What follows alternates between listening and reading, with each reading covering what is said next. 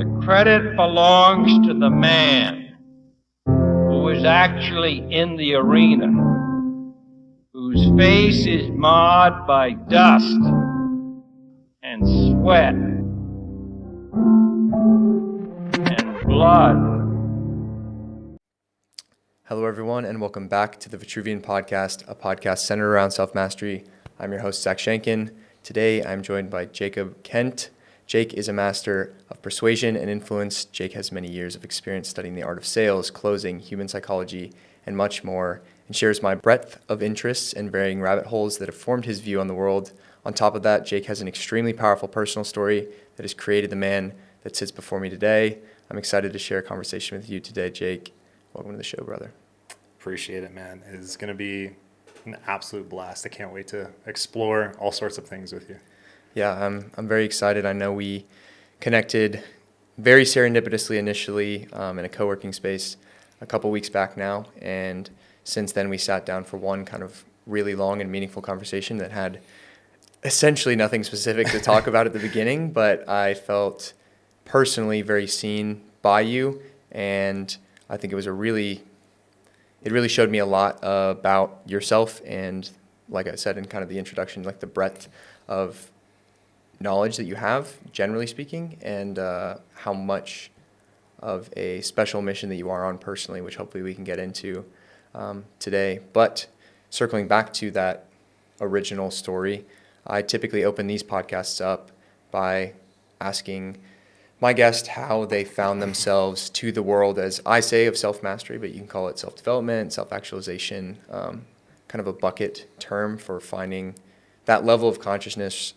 level of awareness, coming to a realization that maybe there is more, I'm meant for more, something of that nature. So I'll let you kind of share that story and see where we go from there. Yeah, man, for sure. And I'm very honored to be here and talk about this, and appreciate just some of the feedback around being seen. I spend a lot of time really not only studying, but trying to implement ways of just showing up and being better, not just for myself, but for other people. So I greatly appreciate that. I guess, we're all on similar paths. Like, the particular colors and flavors of our life look maybe a little bit different, but underneath, we can discover that there's very common themes. And a lot of it generally follows archetypes, things like the hero's journey, right? Mm-hmm. Joseph Campbell's work. And that's the cool part, is we can always kind of interrelate to that. So for me, I think, like many people, my story started with honestly a lot of pain. And that's not to paint myself as the victim, but a lot of times I think we've all kind of gone through experiences that have shaped us that weren't the most fun. Mm-hmm. For me, my story really started with kind of being part of a religious cult, if you want to kind of call it that. So I was born into a family that are Jehovah's Witnesses, which is more of a Reformation style Christian religion, very Old Testament, very strict. But what makes it more of a, if you want to call it perhaps a cult, is the kind of control mechanisms of keeping people inside of the religion and controlling behavior, thought processes, all this kind of stuff. And then, the punishment isn't the right word, but the control mechanisms to make sure that people don't leave, or if they do leave, that they come back. So, that whole experience, which if you want to go into, we can talk about, really was foundational for me, because I experienced at a young age that in order to live a life that was driven by my purpose, my mission, my particular calling, that I would have to say goodbye to people, places, and comfort. And at a very young age, got exposure to kind of doing life somewhat alone, and found out that I was woefully inequipped to handle everything in life. So that began my journey to consistently and constantly improve myself, underpinned by a just a soul level purpose, knowing that I was, and it sounds maybe egotistical, but born for greatness, and that I had the desire and passion and purpose to affect hundreds of thousands, if not millions of people throughout my life. It's amazing. What did that stepping away process? I'm less interested in the X's and O's and more about the like mental component, especially being a young person and stepping away and like having to actually verbalize to parents that community, whatever that looked like for you, and say like, I'm out, like full on, I'm stepping away from this. What did that look like, and how did you kind of come to the realization that it was like, I have to get out of here and really be in a completely separate space? Yeah, it's a good question. And to be completely vulnerable, I'm not exactly proud of what I'm about to say, because I don't think I fully honored myself in the process. And what I mean by that is, at about 13 or 14, as I started to develop like higher functioning mental processes, so like independent thought, my own identity, all of these things that if you look at psychologically start to occur around 11, 12, 13, 14, I knew I didn't want to be part of this organization, situation, religion. And I attempted to express this many times, that I was very unhappy and it was affecting my mental health. That I needed other things. And I was met with a lot of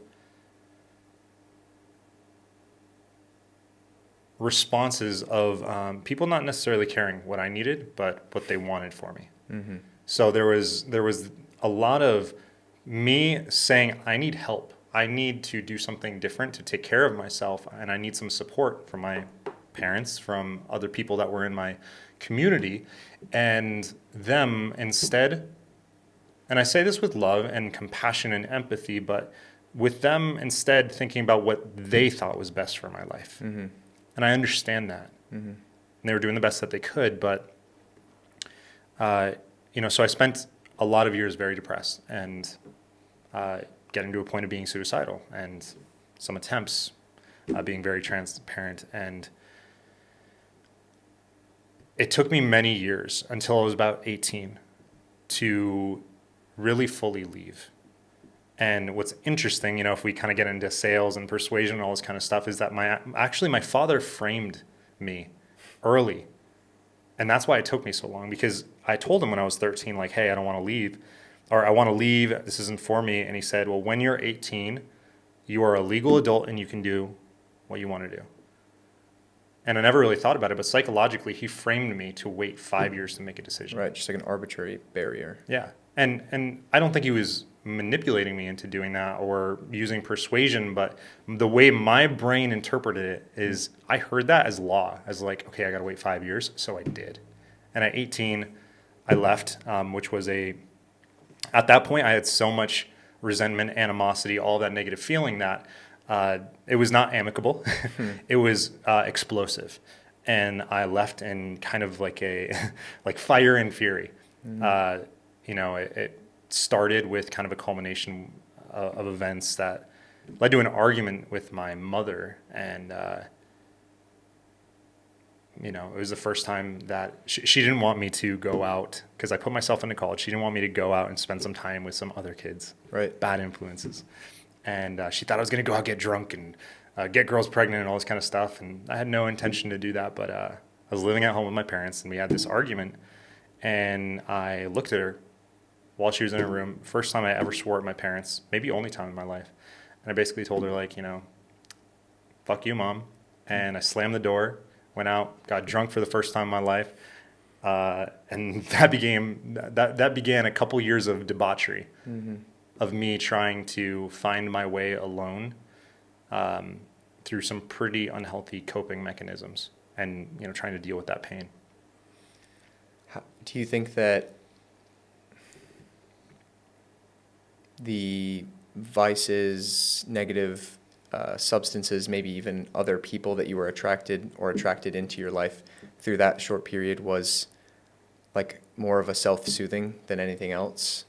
Or was it simply an act of pure rebellion to just let that pendulum swing all the way the other way? Yeah, for me, it was not so much about rebellion, and it was 100% a couple things. One, me trying to find a place to belong, because I left this community where I didn't feel like I belonged, but I was part of it, and now I had nothing. Like I moved out, I didn't know how the world worked.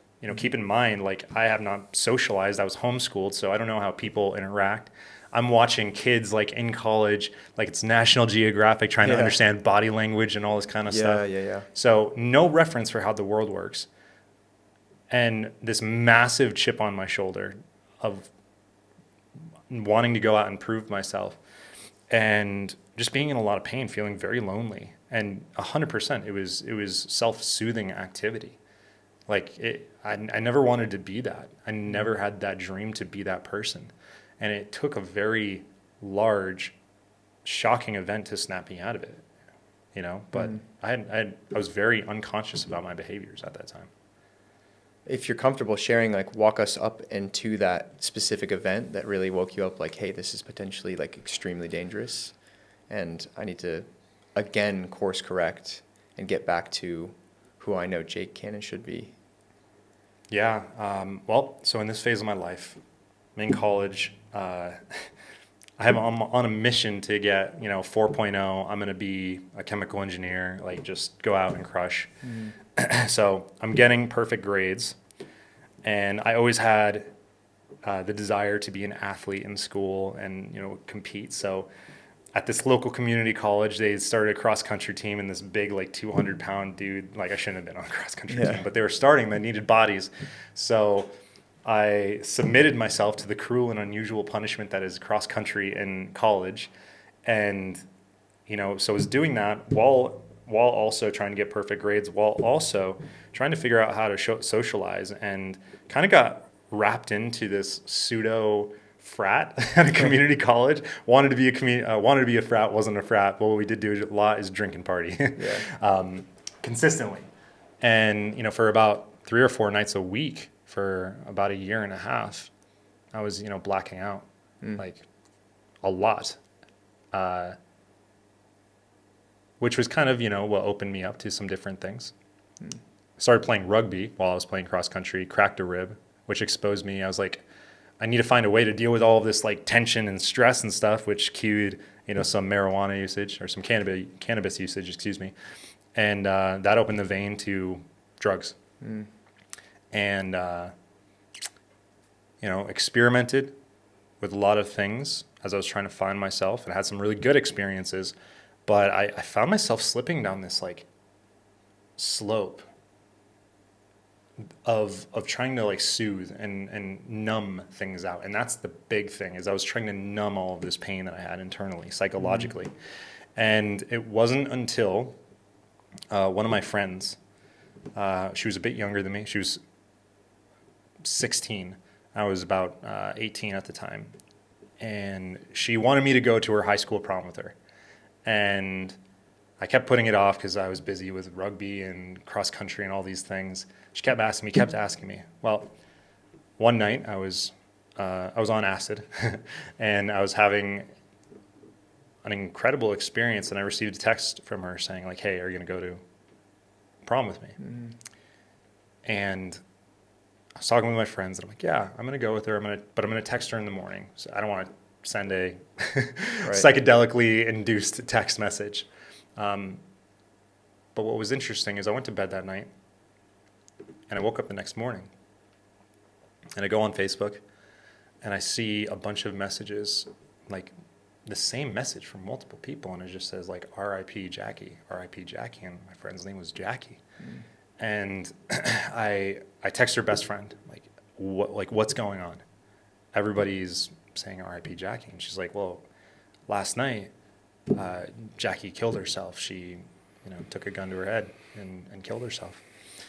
And I found out through a couple more questions that she did that about 10 minutes after she sent me that text message. And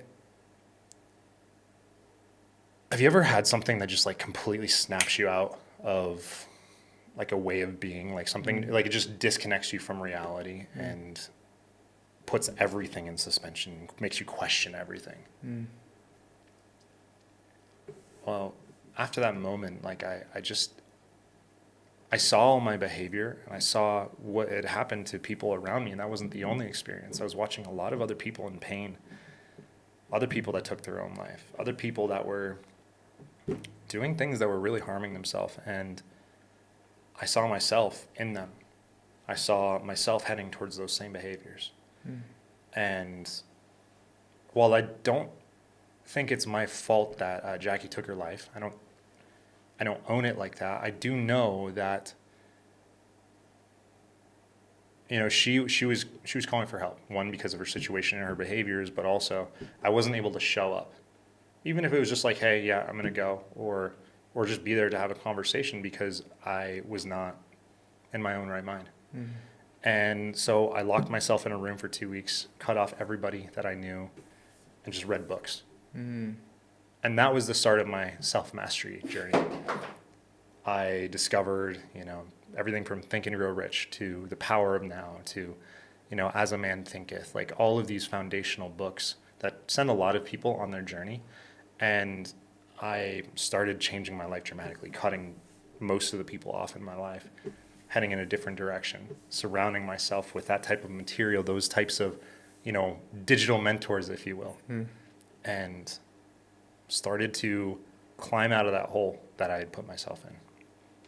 Did you find that for a while you did assume or struggle with assuming some sort of responsibility for what happened with Jackie? Or did you pretty quickly contextualize, like, you know, this is part of my story, but I was not, like, responsible? Because I personally have never experienced losing someone that close. I've had people, like, within my school, kind of maybe 2 degrees of separation. And I can imagine how, even in sickness or random accident, you could kind of start to, maybe if I had done X, Y, and Z, like butterfly effect kind of ideation. Well, I've definitely ideated on that a lot. And I mean, this is a whole interesting conversation rabbit hole if you want to go down, but am I to blame for that event? I don't think so. But I do believe in extreme ownership, radical accountability, whatever you want to call it, and recognizing that every action that I take, this action right here, being in this podcast with you, how I show up in a coffee shop, the conversations I have, that they do have these ripple effects, and that I want to be a person who's extremely intentional about how I show up for people all the time. So I don't blame myself for it, but it did help me realize that whatever I do, it does have an effect in the world around me. That I am not some passive force in the world, but that I have a participatory co-creation of what's going on around me, and that I need to take accountability for my actions and how I show up and how I talk to people and what I do in my life. Were you able to, like, cold turkey protocol, walk yourself away from that edge with those substances, or did you have to bring in sort of auxiliary help? Cold turkey. Yeah. It wasn't hard. It wasn't hard. So you think it was an awareness switch rather than a chemical kind of addiction? Zero chemical dependency on all of it. I had no problems getting off of anything. And I mean, addiction is a whole other interesting topic that we could look at, from physiological to, you know, psychological. But yeah, quickly just snapped out of it because I saw the ramifications of my actions and how I needed to dramatically change course if I was going to be in alignment with, you know, with that, like, little boy inside of me dreamed and knew that he was possible of. Do you find, you made a comment about wanting to always live extremely intentionally, and I love the word intention a lot. It's something that I try to also live by. Extreme intention and being a creator of my world, like everything is extremely curated in my life. It's exactly how I would like it in what I physically can control, and then I always try to be intentional with how I show up. But I also know through self-examination that part of that is almost like the negative side of that coin, or the dark side of that coin, is hypervigilance and always being so aware of how other people are that you're constantly trying to position so that they might not be. And I learned that through like looking back over my romantic relationships and kind of observing anxious attachment, as well as just wanting to be a hyper overachiever, the perfect boyfriend, etc. But I also know that that's just a fractal of all other relationships, as well as how you show up in the world. So did you ever find that in yourself, like a sort of hypervigilance where it's like always aware, and because you're so capable, it's like you kind of can play that game if you want to? I mean, I would say that I'm still working through that. So I'll actually, flip the conversation back to you and ask, like, I mean, how are you kind of, dancing with that between accountability and grace, or presence and thoughtfulness? I think a big part for me has been, like, I start my days with gratitude. And like you said, you're co-creating. I like that word a lot. And in the Vitruvian Manifesto, which is kind of the mission statement of the company I have, you are the creator and his creation, the dreamer and the dream. And I think that both in the very metaphysical sense, like the world is a projection of our consciousness, and I went into this on the last podcast with James. So like there is the very like everything literally could just be a projection of my consciousness. But even if we're just tactically saying like you are a mirror to me behaviorally, psychologically, I know that all the focus or all of the love has to be directed towards myself first, and that it is only in that true overflowing and true abundance of self that then I can pour into others and give them abundantly as much as I can, versus the effect. And I had this conversation actually last night with a friend. We were talking about how do you balance, specifically with parents, like how do you show them and want to help them and help them. Again, part of that's projecting what I think their life should be, which I know is faulty. But, for instance, health. There is good health and there is bad health, in my opinion. And so how do you balance showing up and using your capabilities and kind of like wrestling and pulling somebody into the light, and then also just living your life and knowing that you have to exact your highest purpose?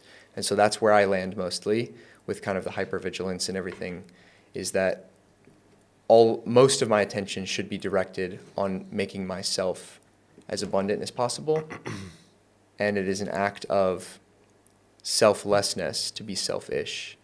Like my pinned tweet is a quote from The Fountainhead, Ayn Rand, and it's a quote that says, "To say I love you, one must first know the I." And then it goes on to kind of explain that like the love of someone who does not know themselves is like the love of a parasite, and the love of a parasite is worth nothing because it's entirely self-serving. That's so good. It's so good. Have you read David Dieda's work, like Way of the Superior Man? Yes. Yeah. That whole, like when we start talking about like masculinity and love, another great book is Anthony DeMello, The Way to Love. And there's this quote in it, and that's actually, I didn't mean to say David Dieda, I meant to say this book, but there's this quote in this book, and the whole book is talking about how do you love in freedom, because love truly is freedom, allowing somebody to be as they are, right? Like love in its truest form is seeing a flower on the side of the road and saying like, I love you as you are, and I can't wait to visit you again. Not plucking it and making it yours and putting it in a vase for nobody else to see. But that's what most people think love is. It's ownership and self-serving. And in this book, The Way to Love, he says, if you cannot say to the one that you love, I leave you free to taste which you wish to taste, that which you wish to taste, to indulge in that which you wish to indulge, and to experience that which you wish to experience. If you cannot say that without feelings of resentment, of feelings of jealousy, of feelings of anxiety, worry, then you are not loving in freedom. You are loving out of selfish desire. You are loving for what you get out of it, not simply to love somebody for the sake of loving them. So I love that, you talk about this awareness, because that concept of love is very novel to people, and often looks like, and here's the funny thing, detachment. And some people will feel like you don't love them, that you don't want them, because you give them space to choose that which they wish, or to choose that which they choose to choose. I said that the most complex way, but instead of controlling them, just letting them be, and loving them no matter what. And what a novel concept, right? To just love somebody for how they are. Yeah, it's very, I don't want to say counterintuitive, because I'd like to think that the intuition knows and it's laughing. So it's more just counter culture or counter behavioral as we kind of learn all these different verticals of our life, like your job, go seize what's yours, or Right. go get the girl of your dreams, go get the career of your dreams, go get the car of your dreams. Like, you're going to reach out and grab. But I think it's like a false flag. It's almost the people that really achieve those things, and then also actually access the abundance which they're supposed to be getting from them, like the joy, the presence, all of that. Like, it is a true detachment. Like, I really do think that the apex of all philosophy is detachment. And it is so much easier said than done, because I think something about our carnal physical experience keeps us very like here and now, but not in the present state here and now, in the like grabby hands kind of here and now, like the physical, like I need to touch it, I need to have ownership of it, I need to have control over this situation.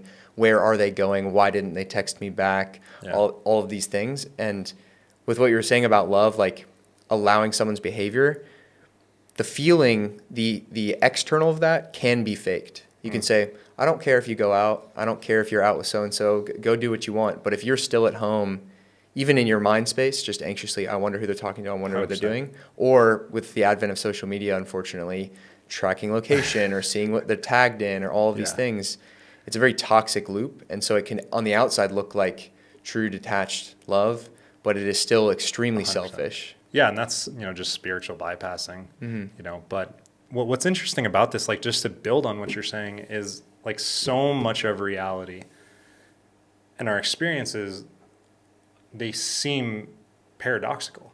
Yep. Like it's this and that.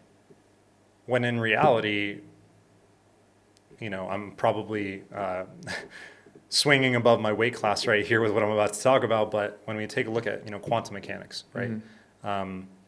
We start seeing things like it can be a particle or a wave, right? The double slit experiment. We can see that something can be a 0 and a 1 in quantum computing, not just binary like it is this or it's that. It's yes or no. It's binary. But instead, it can actually be both at the same exact time. And what's interesting, like when we come back to the concept of love and many different things in life, that yes, like loving and detachment is beautiful. And we all feel this desire and need for freedom, to be truly ourselves. Like, what makes you love somebody more than anything else? When they love you for who you simply are, with no expectation. However, why is it that we all desire in some level to be possessed, to be owned, to be lusted after? Like this is a very erotic idea, right? That is also in some ways very beautiful and primal and carnal, right? Like to be ravished, to be Chased possessed, after. or to possess something. It's like there is elements to this that it's not wrong. It's just human nature. And what's interesting is the paradox of both can coexist in the right environments. It's not that one is right or wrong, but that I think it's about that intention, right? Of like, what is the purpose of this, right? Like, is even that possession an experience of presence and of like,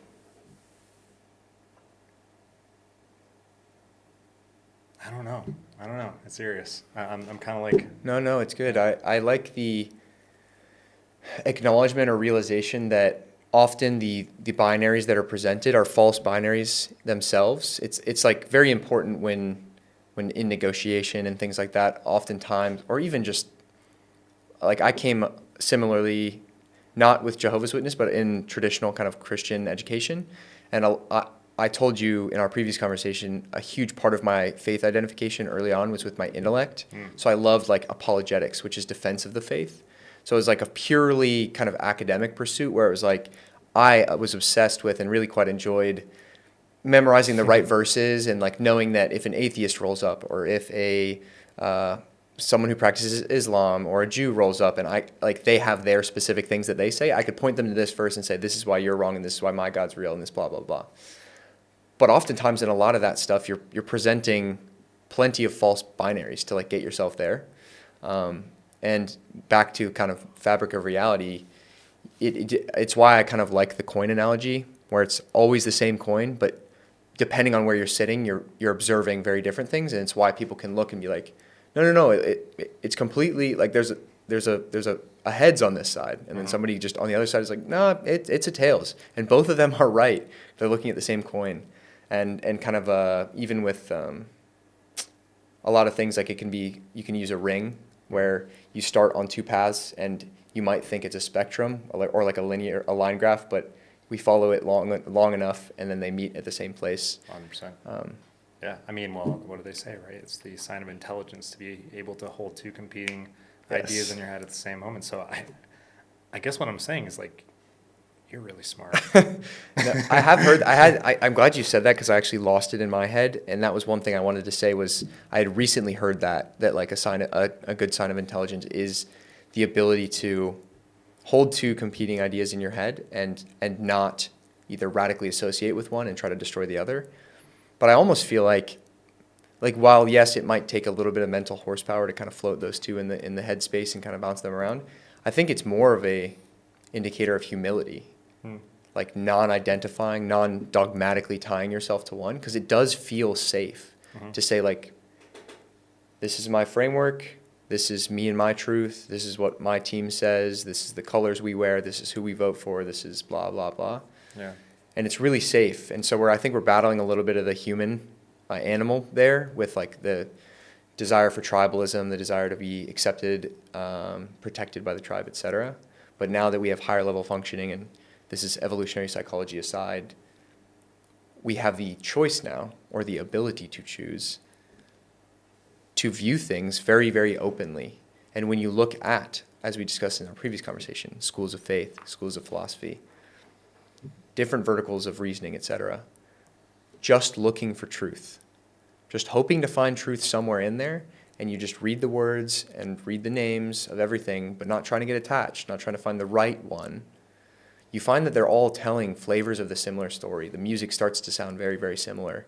You pick up a lot of the same notes. Would you say that you're a synthesizer? Would you identify as a synthesizer of information, looking for truth amongst everything and trying to synthesize the truth out of it to distill it down? I think as a communicator, I work as a synthesizer because I think it's important at some point to choose finite sentences, finite paragraphs, statements towards something that I believe is more accurate or less. So I think that my expression is a synthesis. Internally, I don't think I'm trying to get to one specific place. I try to stay a little bit more explorative. But I know that as a communicator, like brevity and conciseness is extremely important. So I can't sit here that's what I love about a podcast is we can provide nuance by kind of like wandering and rambling, and it can be like an intellectual soundscape where they can follow us along the wanderings, and I'm very lateral in my thinking as well.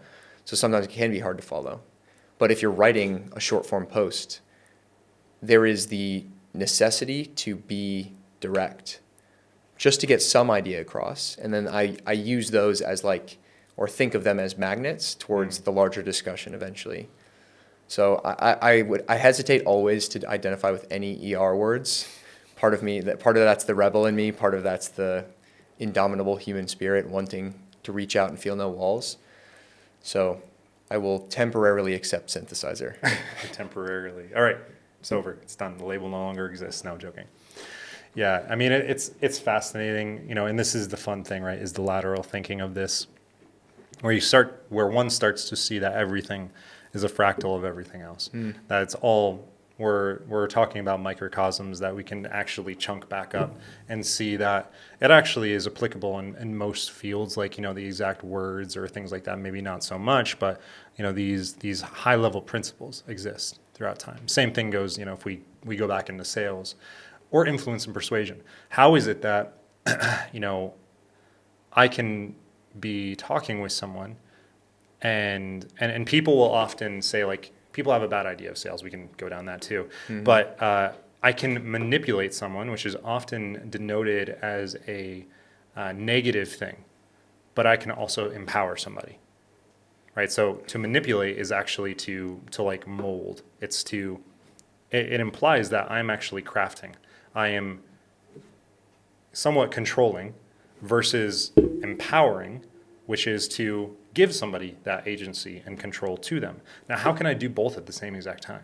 It should be paradoxical, but is it? What are your thoughts? I don't think it's it's paradoxical, but I think it can coexist at the same exact time. Because if I truly want to empower somebody, perhaps I need to actually mold them into somebody that needs to be empowered, right? Like, what's the difference between somebody, like, if we start talking about what the makeup of a belief is, right? Belief is X results in Y, which means Z. And most people are walking around with non-flushed out beliefs, and they don't even understand them. They're subconscious programming. So, right, like, X results in Y. So this program is expensive. That results me having to go into my bank account, which means I'll have less there, and I'm potentially in danger because I don't have this safety net anymore. Versus molding, manipulating, changing these beliefs, reframing these beliefs to, this program costs money, resulting in me having to find the money, which means that I'm going to get a ton of value out of it because it's expensive, because it's going to take me to a new level, and I'm going to have more money. I'm going to use this money to make more money. Like, the reality is the same for two people. And if you're in sales, you'll see this.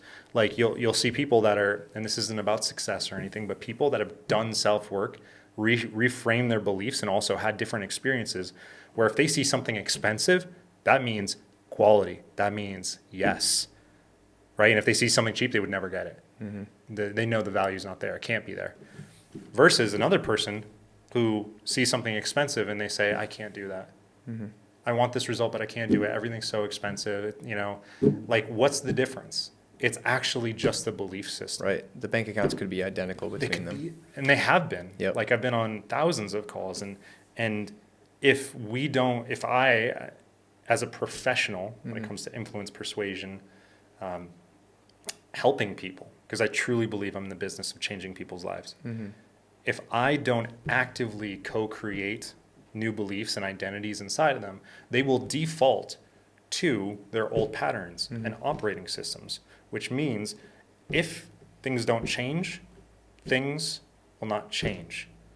What's the definition of insanity? Doing the same thing over and over again, expecting different results. So I'm empowering them to have a new operating system to actually go in the direction that they say that they want for their life, which happens via perhaps manipulation, persuasion, influence. So I will play devil's advocate for the sake of the audience and to also see how you handle the answer, because I think you will handle it well. And it's also something I asked you about earlier in our previous conversation is, I'll kind of pose it a few ways. One is, do you think that it is the intention of the empowerer or manipulator that makes it good or bad in the eyes of whoever's judging magnitude and direction here? And then secondarily, you as master manipulator on a heroic mission to help people, who says that your higher mission is the mission that is to empower people?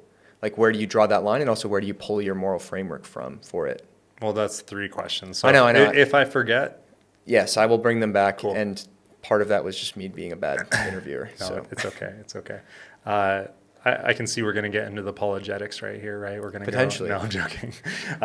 So I think that you're really on the money here, and so much of it is about intention, purpose, morals, ethics, which I'll actually frame this entire thing and say, so as somebody that does teach other people sales, persuasion, influence, and also doing this work on the organizational level, because I help businesses with this, set up systems for this.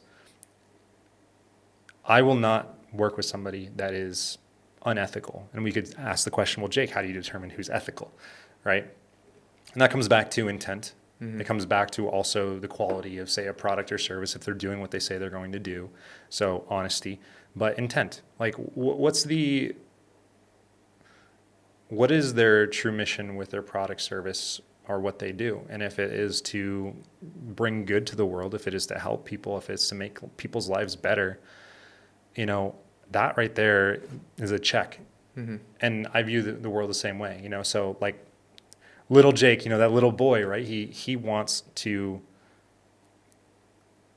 not just do great things, but help millions of people. Mm-hmm. I want to help people. Mm-hmm. And, you know, one of the frameworks that I use, and this requires a lot of self-control and detachment, because, you know, here's the truth, right? When you're in sales, you influencing, persuading, manipulating, whatever word, can influence your income. Yep. So it becomes this ethical area that we have to ask, do I increase what's good for me when it might not be best for another person? And I choose the ethical framework of, if it is not for the best of another person, how do I decide that? I want to hear what it is that they want, what it is that they're trying to achieve, what they've been struggling with. And that is the basis. It's not what I want. Mm-hmm.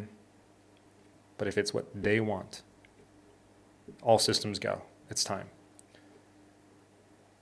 I have chosen to draw power from that ethical framework where if this is not for them, I will not try to sell somebody. Mm-hmm. That's a personal choice. I'll get flack from it by salespeople that just say, like, always be closing, all this kind of stuff. Mm-hmm. But I draw power from it, right? Like, I draw moral and ethical power, kind of like, you know, the Avengers or something like that. It's like, I will throw myself on the line if it's what somebody wants inside of their life. And it's for the good of them and other people. And it gives me a clear kind of on-off switch of like when to turn it on, when to turn it off.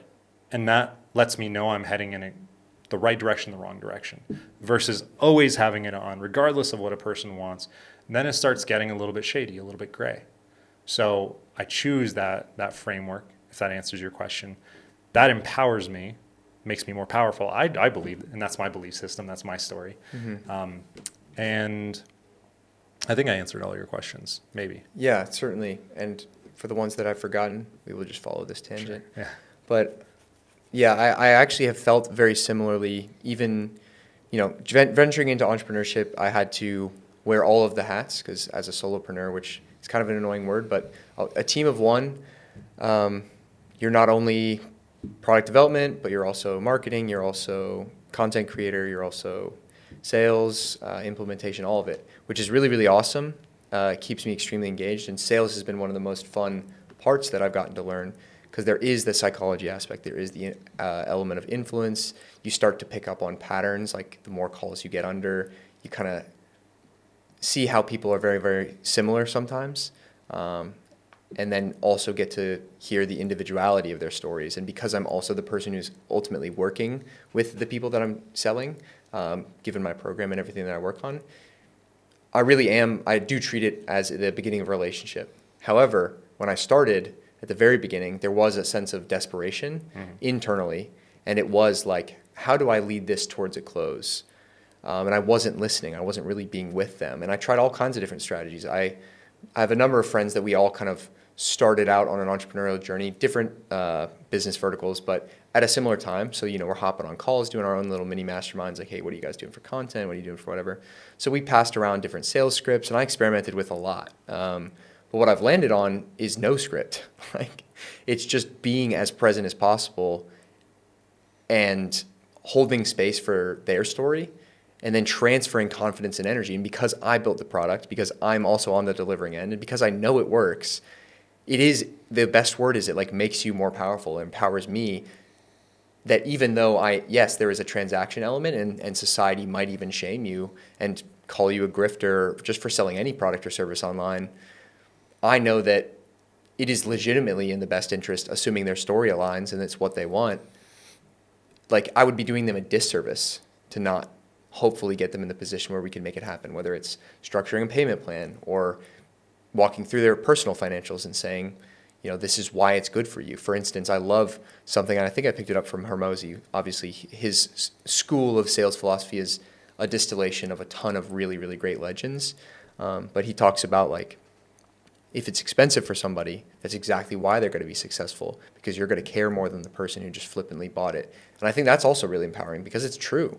Like, if you're in your own little universe burning the boats to buy some online mastermind, some online course, some sales training, some build an agency offer, and it was your last penny, like, you're going to make it happen. Like, you have no choice. And that's extremely exciting, because you're also putting all the chips in on you. Mm-hmm. People, like, recklessly and very confidently throw all their money onto a digital screen for some business they've never interacted with no personal face, and put it in a market and let somebody else make money on their money for the rest of their life and get tiny returns day after day. And, like, that's sound investing. And they can't look in the mirror and spend 1, 2, 3, 4, 5K on themselves. Like, if you were a stock, it was like a very OG clip of my podcast, but I was saying, like, if you're a stock, would you invest in yourself? Like, if you were listed on the market, and if you can't get yourself to say yes, it's a different line of work that we need to talk about, self-confidence and all those things. And some of that's wrapped up into my program, but maybe it is going to take some personal reflection time. But I love that aspect of empowering people through sales. And even though there is a transactional element of the money going one way or the other, I think it helps people get away from the limiting beliefs around money. Mm-hmm. And then also the general recognition that money is a form of energy. It's just a transference of energy. And like, the person who gives the most gets the most. So it's just a flow and, like, positioning. Why don't you unpack that a little bit for people that might be listening, in terms of money as a form of energy? Because that right there, like, I'm like, yep, 100%, let's move on. But I actually think that's, like, a hyper valuable thing to have a brief little discussion around. Yeah. Because they're, like, the base state of a lot of people, and there's nothing wrong with this, but, like, money in the bank means safety, right? Like, it's stored away. It's tucked underneath the bed, metaphorically, for a rainy day. And I think talking about energetics of money unlocks a lot of really powerful changes in somebody's life, because money, if it is energy, is, like, people have a storehouse of energy that's not even being used. And I would argue eroding in a bank because of inflation and other things. But I'd love for you to talk a little bit about energetics of money. Well, we will both, because I think you're probably more equipped to. But for the temporary, I'll pass the host stick over to you, and you can see if you can rein in my lateral thinking. So we'll start with saying that I came from a background where that was extremely scarce in terms of thinking about financials. And I say that with empathy, and we'll preface the remainder of what I'll say here with saying that I fully see and understand where these things came from, and I'll provide a little context. So, even my grandparents lived through the Great Depression. Like, they were alive during that period, in a period of time where they do heavily remember it. So that heavily influenced how they saw money in a very real way. Like, talking about eating the bones of the chicken, kind of like real shit. So that was their frame. And that was demonstrated then to my father, who, as the leader of the household, was, like, most of the frame around money. I'm not going to spend the time to delineate, like, how my mom or dad separately view money, but that was passed down. And as the breadwinner, my dad had his structure for how money works. And so he worked the same company for most of my entire life, and, like, close to 30 years. A lot of his decision-making around money was fear and scarcity based, because he he didn't want to play the risk of, is it going to be there tomorrow? So it was a lot of stash away. Like we drove old cars, lived in an unrenovated house. And while we were earning upper middle class money as a household, we were living like lower class or lower middle class. You know, like we still had a suburban home. I still had shoes to wear to school and stuff, but like my entire wardrobe was from Goodwill. We took maybe a family trip a year. We sometimes had cars that were out of commission, so like we're sharing. And so I'm not like playing the victim, but that was my context for money. And then start of my entrepreneurial journey, I make an investment into a course online. I actually took a loan from my younger brother because I was confident in it. I felt, again, some sort of intuitive call, and this was the inception of the Vitruvian, this crazy year and a half, almost 2 years now. Was buying into some mastermind that teaches you how to build an online business. And so I'm driving in the car with him, and I'm like, yeah, you know, I don't have the money, and this is my senior year of university. This kid is a freshman. And I'm like driving, and I'm like, yeah, I don't know how I'm going to, you know, ask mom and dad about this. Like, I don't even know where to start to explain it, especially with some of the stuff that had happened financially recently in our family. It was like, you know, it's gotten even harder, and how am I going to ask them for an extra $3,500? Like, it's money I don't have. It's money that they have, but there's so much fear and scarcity around it. So he's like, yeah, you know, like, I don't have much more than that, but it's just sitting in my bank account. Like, I trust you, give it back. Like, so I like almost broke down crying, and like, I will literally forever be indebted to him for that. So like, really cool brother moment. Shout out Michael if you're listening. So amazing moment to catalyze my journey. And in that mastermind, some of the most valuable, if not the most valuable information I got, because it ended up being kind of a poorly delivered product, if I'm being honest, was the context around an abundance mindset and taking fast action, especially with money and money-loving speed. So this started my journey into learning all of these things. So I read back in the day and had revisited books like As a Man Thinketh and Think and Grow Rich. But I had never, I guess, brought myself to realize that money is just another vertical of energy. It's a form of energy, and it flows similar like our attention or intention. And where we put our attention and intention influences where things are directed. And just like in relationships, like the harder you try to hold on to something, the more it wants to run away. If every day you show up and your relationship with money looks similar, and you're checking your bank account, worried about it going down, you're thinking in scarce terms of trying to hold it and grasp it and hide it away and save. Unfortunately, your reality will continue to give you situations that affirm that belief set. And then when you really go down the rabbit hole of like what money is, which I think is extremely important to define, and I have a week in my program about beliefs in general, and I dedicated an entire module to just money because I think it's so important. I think the best way to start, like for those that are listening, like reading Richest Man in Babylon, Think and Grow Rich is really important, but also The Creature of Jekyll Island, for those that are Western based, but the U.S. economy influences the world economy. Like money, in the most literal sense, is no longer real because of the way the Federal Reserve works. Like what we talk about as money today is simply debt. It's just leveraged debt. And when we look at market cycles, it's essentially somebody, the big people upstairs, they're just throttling a lever, and like we call things like interest rates, and we have all kinds of different economics terms.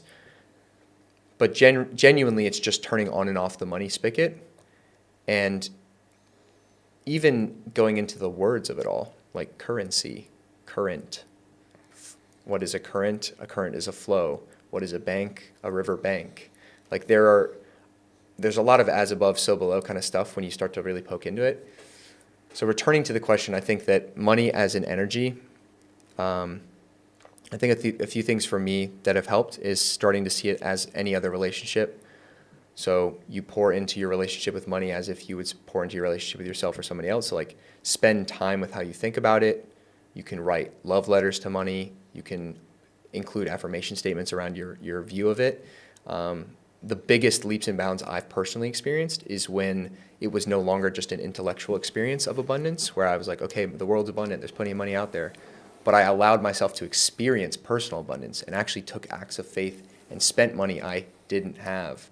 And very quickly, it was returned to me as almost a wink or a nod saying, that's amazing.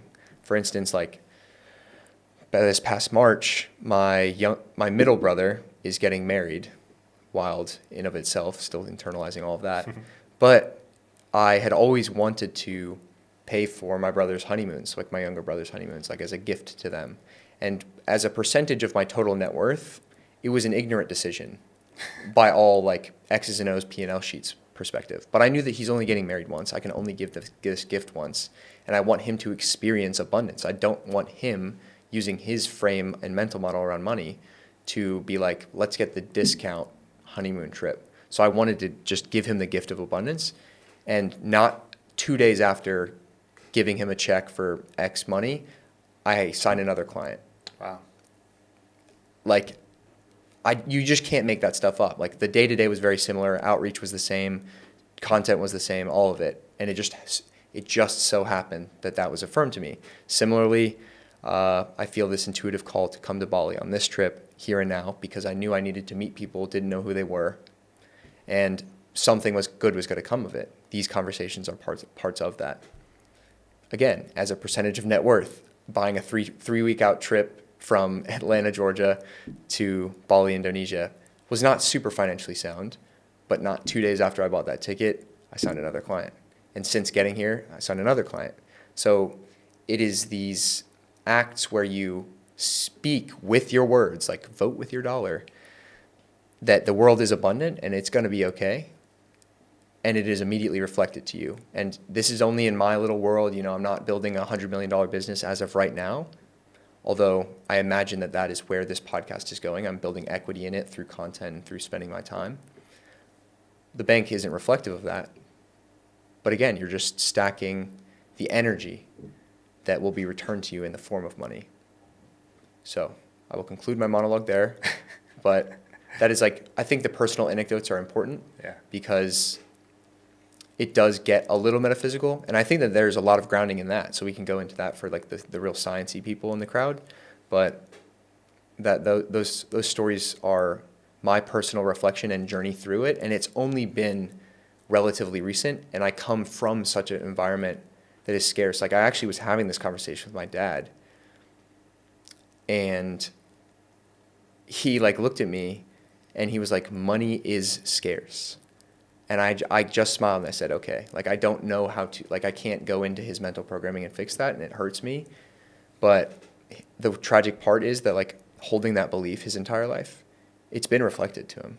100%. And as of the last few years, in the most tragic, TV drama reality way. Days of Our Lives, soap opera. Yeah, stuff that is definitely out of a script somewhere, and not the one where you want to be in. So it's really unfortunate, but it is my personal story. It greatly impacts why I live my life the way I do. Of course. Because I've seen it. You play the safe card, you save it all, and you still lose it all. So that's why I think about money the way I do, especially as kind of a flow of energy. Rant over. Rant Crushed. over personally. Sold. But what about you just earned another client right now? Potentially. But what is your perspective, especially having spent so many years in sales? How is it? I guess are there personal anecdotes that you think would be profound about your side of the coin, and then also the people that you sell, seeing that in their eyes? Yeah, for sure. I mean, there's many different anecdotes, and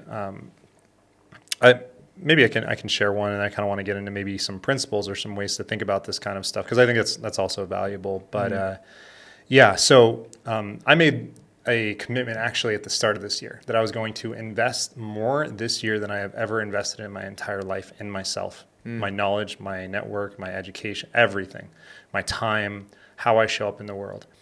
And that started. So I spent more the entire first week of this year. This isn't bragging. It was just a energetic commitment. Right. That I was going to spend more in the first week than I spent all last year. Wow. Which was not easy. And Sure. as you can imagine, right, taking 52 weeks of spending in terms of self-investment and compressing it down to 7 days. fucking scary. Being like, how the hell am I going to stay on this course right here? Like I just 52x'd my average spending from last year. But what was really interesting is that immediately after, so many things changed in my life. Now I have, in terms of sales, I've done, my close rate is what some people consider impossible. Things that are so far beyond, industry standard when we're talking about closing clients at a 60 to 80% close rate, is very high when the average is maybe 20%. And I talk to a lot of companies that's way lower than 20%. And all of that stuff came from that first week. All the investments that I made, the network that I built, and the things that I learned. And, where we're talking about self-mastery, circling back into that field, I invested with one of Tony Robbins' top salespeople that has ever gone through his company.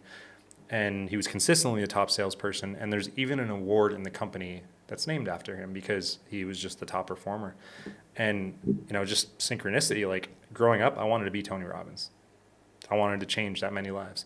And just like seeing all these synchronicities throughout my life, and that's such a deep rabbit hole, but I've started to get closer and closer to that overarching reality of like who I want to be, the vision of my life, and becoming that person holistically. The way that I sell is different than other people because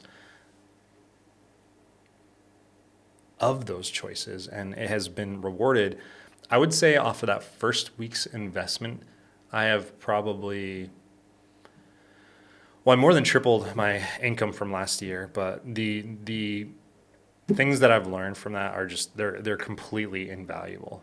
And one principle I want people to take away is that even your course, right, that was like maybe not the best delivery, maybe not the best content, you took The course that I invested in, the course. not the program I made. That's what I meant. Yes, sorry about that. Yeah, no, I meant the program that you invested in, not this right here, but that one. You maybe took 1, 2, 3 ideas from it. Yep. And that changed your life. Yep. So was it worth it? Infinitely. Infinitely. So you don't even have to get the full value out of something like that because one thought, Yep. one new idea can absolutely change the trajectory of your life. So let's get that clear, 100%. And that goes for everybody. Now, when it comes to money, here's a principle. It's not a principle, it's just a fact that money is stored energy. And that's not a metaphysical principle. It is a scientific principle, right? Like what happens when you do work, right? Like let's just say building a wall, right? You are expending physical energy to build something, and in return you get dollars, which means that you now have a compressed packet of your work/energy in physical form that you can trade to somebody else who has done work. So all money theoretically is, we're not talking about bank printing money and stuff that, but in its fundamental form, money is symbolic of work done, energy. Now it is stored energy because it is just sitting in your bank account.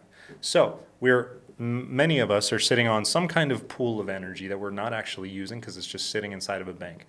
If it's getting 0.01% interest, sure, it's being used for something, but it's not being used for you. But if you activate that money, like you said, currency, you are actually implementing the work that you have done to now make more money if you use it responsibly. That is the way of the world. That is how money is designed to be used. That is how skyscrapers are built. This is how money needs to be utilized. If you are simply leaving it inert, it is dead. It is dead. It is no better than rocks in the ground. And going back to even a biblical principle, not that this is about the Bible, Christianity or anything, but the metaphor of the gold talents, the master and the slaves with the gold talents. Who's the one that the master rewarded? It wasn't the one that buried the gold talents so that way they'd be safe in the ground and make sure that there wasn't any loss. It was the one that went out and invested and created a return off of that. That is spiritually, regardless of religion, it is spiritually the purpose of money. It is to do. Now, people are like, well, yeah, but I'm not a millionaire yet. Well, here's another spiritual principle. You have to be, you have to do, and then you have. If you want to be a millionaire, you have to be like a millionaire. You have to learn the principles. You have to learn the strategies. You have to learn the techniques. You have to learn a lot. You have to be that person and embody that energy, which means making choices like somebody that makes 7 figures a year would make. If you're doing anything less, you're not going to make it unless you just randomly win the lottery. So you have to be. Now, what happens after you have that identity and you start making choices like that? You have to do what they do. The systems, the discipline, the commitment, the consistency, that is the doingness. And then you have. Then you have the things or the life. But everybody wants to jump to the having. When the pathway forward is to be, to do, to have. To be, to do, to have. It is a consistent cycle that is always repeated. Principle number 3. People think that things cost a lot of money.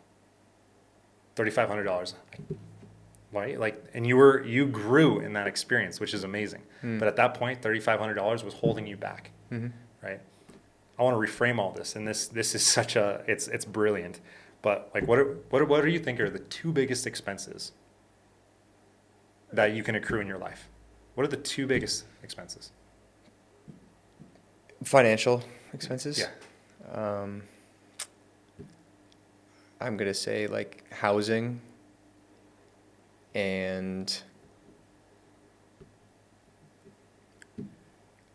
I don't know, like information cost, like the cost of not knowing how to make more money. Yeah, for sure. And we're going to get to that second one. But so the first one, the lesser of them, is taxes. By the time that it's all said and done, including, income, property, all of these different taxes, including death tax, about 50% of our income, depends on the country you live in, sometimes even more than that. Yeah. But in the US, about 50% of your income is going to taxes.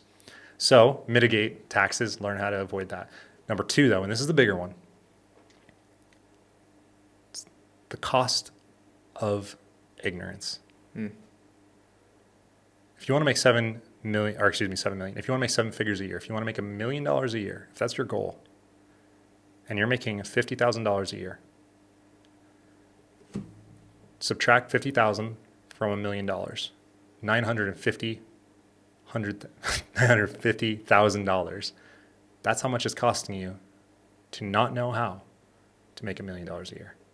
So every year that you're not making $1 million, you have to do that subtraction and say, this is how much it's costing me to not know how to do this. If that is the goal and the vision for your life, or if it's 100,000 or 500,000. And most of us walk around thinking like, man, what's the cost of this program? What's the cost of this service? What's the cost of hiring, the best marketing agency that can get me the leads? That way I can actually do the business. Well, maybe it costs you $1,000 a month, $2,500 a month, maybe $10,000 a month. What is that in comparison to hitting 7 figures a year, 8 figures a year, which has been done before by many, many, many, many, many people? It is the willingness to invest. It is skills and mindset. And the one that trumps that is almost always mindset, because skills can be acquired. Skills can be outsourced to other people who know more than you, and you should have those people in your corner. Mindset will dictate your life. It is your operating system for everything. So if we don't fix our mindset will fix us to fail. It's just the principle. Look around, like you talked about your father. It was his mindset. Regardless of like the exact number, if he was upper middle class in terms of income and was not able to replicate, duplicate, multiply that money. Yeah. It's really incredible. And honestly, it's something that I've had a bit of a trepidation in this podcast thus far sharing about. I'm not nervous or insecure, but I just know that it doesn't hit as hard from someone who can't point to the bank account like an Iman Ghazi. It's like, yeah, I make $100 million a year. So like people listen when he talks about money, and I haven't reached those metrics yet. So, but I choose to be operating my life at 24, just taking the lessons from people richer and smarter than me, whether it's King Solomon or current entrepreneurs like Hormozi or like any of these guys, Warren Buffett, Charlie Munger, like the way that the wealthy talk about money, like why would I not just immediately adopt those mental models versus the limiting beliefs of the person that happens to be like peripherally close to you in your life? Yeah. Like no hyper wealthy person would ever say a statement like money is scarce. Like their life reflects like tremendous abundance, and it just continually affirmed to them. Like there are so many people that I've met in the online entrepreneurship space where like the only way that they can describe money is like they're like, I don't even know where it comes from anymore. I just stopped paying attention to it, and there was just abundantly more. Now, it doesn't mean that they're just like sitting there and vegetating every day. They're operating businesses, creating content, moving with whatever their purpose and vertical is. But when you take like the emotionality out of it, the fear, like namely, it's the fear. If you just take the fear and lack away from it and allow it to flow, like the phrase "money loves speed" is one that I like to return to. Always. It's like when I get these clients, or because I'm in a very much like a eat what I kill stage of my business, I look immediately to see what I can parlay that capital into.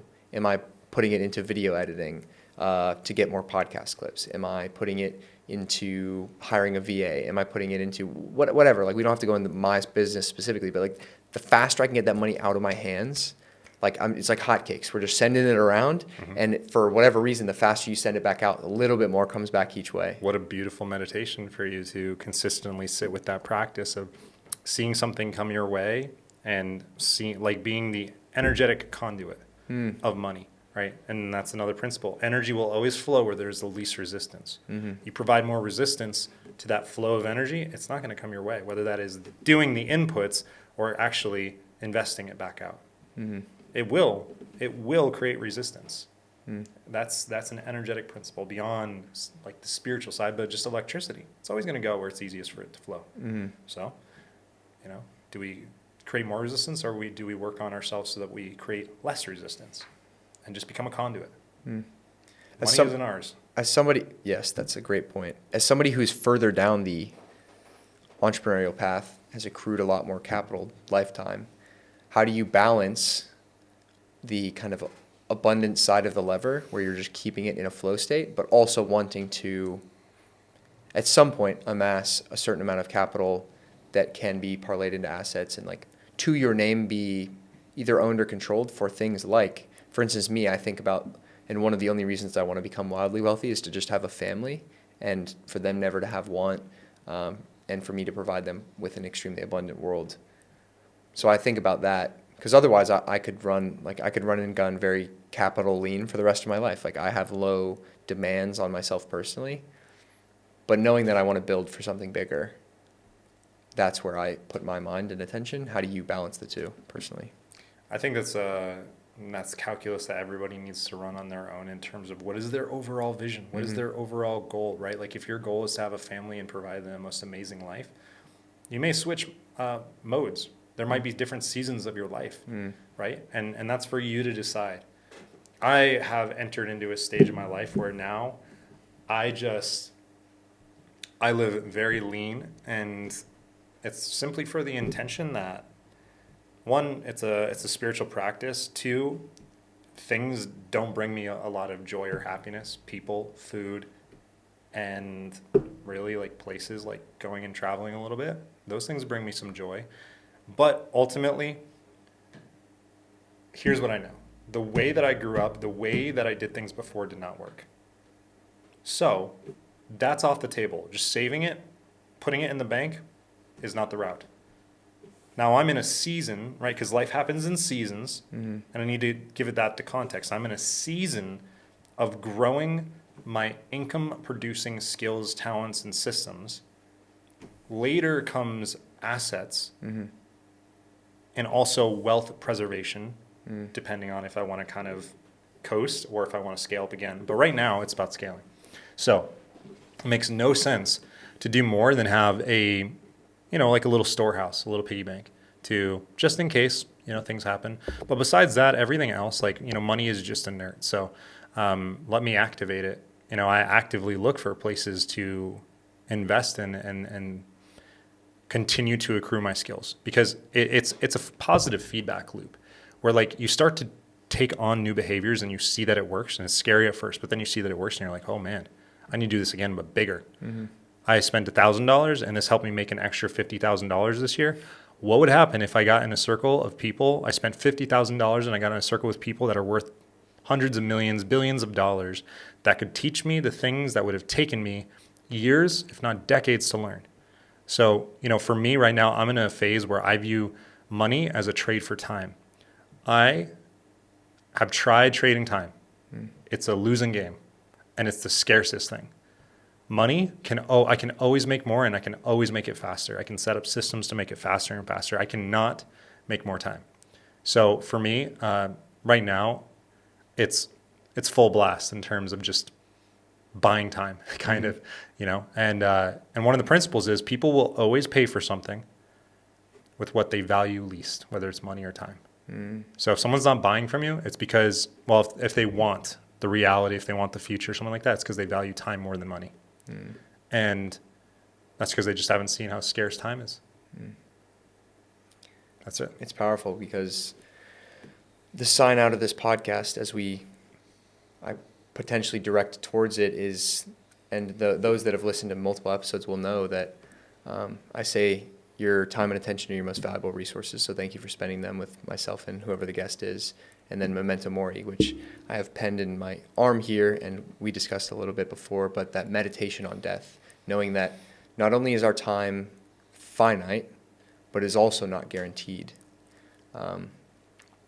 And it is something that the more I study the greats, whoever it is, Steve Jobs, Alexander, Napoleon, whoever it is, every single one of them always has some sort of reminder, memento, quote, cue that brings them back to the finitude of life. And there's a really great clip from Steve Jobs in some speech he was giving, talking about how, and I believe it was the Stanford commencement, there's just like so many nuggets in that whole thing. That. I rewatch it all the time. Yeah, I did an essay in college on that exact speech, like breaking down the persuasiveness of it. He said that, like, there's a line that's like, in the face of death, everything else dissolves away and you're completely naked, something to that effect. And it is really powerful because a lot of these fear things, and I'm sure you've experienced it with, I have an exercise in my program called like fear setting, which is like a derivative of a Tim Ferriss exercise. All fears, I think, tend to, if you follow the end point, is just like they're afraid to be alone and die. Because it's like, oh, I'm afraid to spend the money. Well, what happens then? Then I go to bank's account 0. What happens then? Then you live in a van down by the river. And then what happens then? You die alone. But like whatever that calculus, like stair step looks like for the fear, maybe it's asking the girl out, maybe it's quitting the job, maybe it's whatever. Fear of death is a big one. But rearranging your perspective and beliefs on death, and if you meditate on it daily, you begin to build a relationship as if with yourself, with money, whatever. And it just becomes, you feel a lot more safe in the face of death. And then when you're on something that you consider your heroic mission, you can go to bed every night knowing that if that was your last, if your time was called then, it's all good. Like, if this was it, I say this a lot of podcasts, like if this was the last conversation I had, you pick up one cue, one mental model, maybe just the youthful energy of my naive like positivity for the journey I have to carry you into your heroic mission. Like, that's done and dusted, like I've created a body of work, 50 something episodes of podcasts, hopefully thousands more, God willing, but maybe it'll just be 50. And then those live on as long as they keep the internet turned on, and those help the people that listen. But it's really, really powerful to always return to the finitude of your time and attention, and knowing that that is what you should be spending most of your focus on, and be very jealous of where it's distributed. Very much agree with you. Well, this has been extremely enjoyable personally. I think it's been insightful, both for myself as well as those listening. I really do appreciate your time, and I think we could go ad infinitum. I really hope, and I'm excited to see what this relationship looks like moving forward for a part 2 or a part 3. We meet some other amazing tropical destination across the world. But for this one, I will direct to the 3 closer questions I ask every single guest. Some will be related to our conversation today, some not so much. But the first is, if you could go back to a younger version of yourself and tell him one thing, what would that be?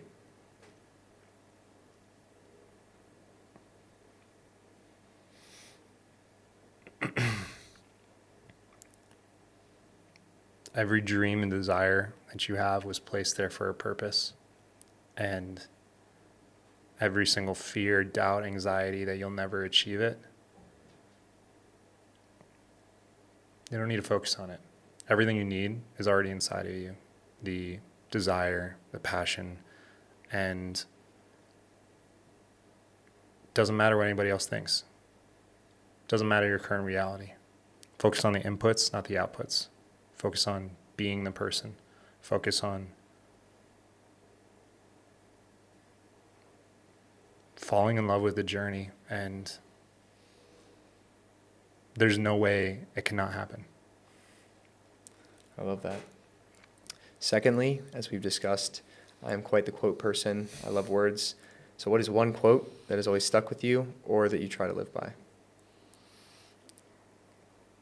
So this one is going to be less profound, but it's probably the most powerful statement to me.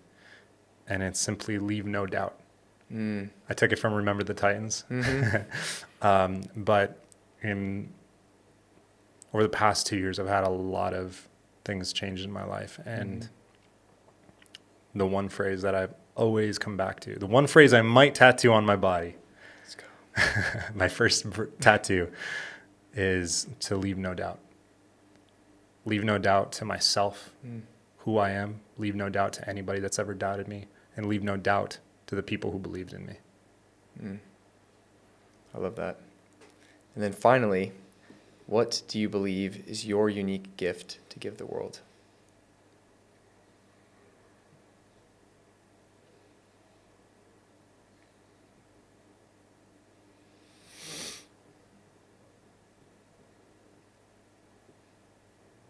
I believe that my gift to the world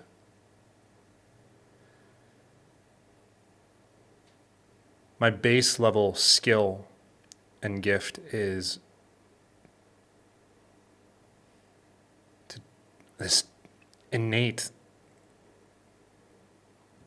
sometimes annoying desire to just understand why people do what they do, even when it's not in their best interest or why it's against their best interest. I think my base talent is just being really curious about people and wanting to understand and caring so much about their future that I want to walk with them through that. So it's like this mixture of caring so much about other people mixed with this skill of kind of understanding people like clockwork. Like I think about people like clocks, very complex, intricate, beautiful, resilient yet gentle. But people are an amalgamation of their experiences and things and beliefs and identities, and pairing that with a desire for helping people be their best self, it makes I think a beautiful concoction, something that I'm proud of. It's powerful. Well, this has been amazing. I appreciate your presence and time. For those that have made it this far, thank you for soldiering on. I always like to salute the people that make it to the end of these. I know that it's been value-packed all the way through. Where can the people find you, and what are you working on? So what am I working on? Right now, I am building basically a business as well as a course, but really I'm working one-on-one with people and organizations that not only want to have 80% close rates, but actually learn how to pre-influence both purchasing decisions and behaviors with their prospects or clients. I've had 70% close rates from my students. We've actually reduced refunds in a 8-figure business by 35% after a 1-hour training with some things that were implemented. So those are the things that I'm really passionate about with this thing called pre-influence, which is the art and science of building buying beliefs and identities into people so that way they're actually pre-sold. They're doing the behaviors that are in their and in your best interest if they're aligned. So that's what I fixate most of my time, my research on, understanding that, behavioral economics, all this kind of stuff. You can find me on Instagram at Jacob _T_Kent and at Jake JacobThomasKent.com is the other place as well. Amazing. For those listening, all the links will be in the show notes. Obviously, you found us on either Spotify, Apple, YouTube, or your respective podcast player. You continue to listen on those moving forward. If you found this conversation interesting, you can follow myself at ZDSCHENKEN on Instagram and Twitter. And like I said before, your time and attention are your most valuable resources. So thank you for spending them with myself and Jacob today. Memento Mori, and I'll catch you on the next episode of the Vitruvian Podcast.